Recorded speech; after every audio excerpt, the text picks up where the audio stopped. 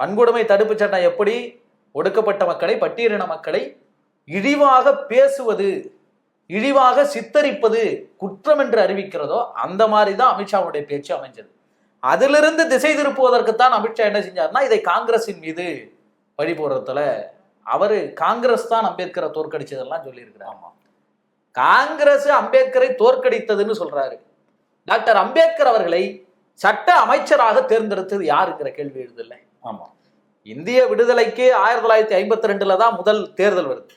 அதற்கு முன்பே 47 விடுதலை அடைந்த போதே ஒரு இடைக்கால அமைச்சரவை நியமிக்கப்படுது. அந்த அமைச்சரவை முடிவு செய்ததுதான் இந்த அரசமைப்பு சட்டம்.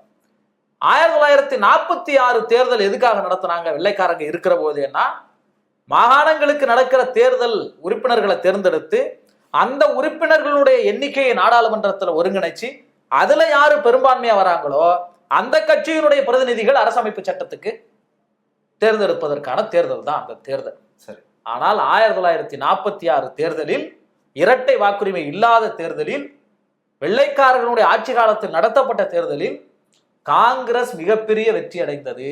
அம்பேத்கருடைய இயக்கம் ஷெட்யூல்டு கேஸ்ட் ஃபெடரேஷன் படுதோல்வி அடைந்தது.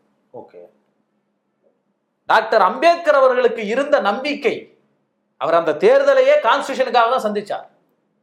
சரி, காந்தியினுடைய பார்வையில வெள்ளைக்காரங்க இருந்து எங்களுக்கு விடுதலை வேணும்னு காங்கிரஸ் தேர்தலை களங்கண்டுச்சு, எங்களுக்கு பாகிஸ்தான் வேணும்னு முஸ்லிம்களுக்கு ஜின்னா களங்கண்டாரு.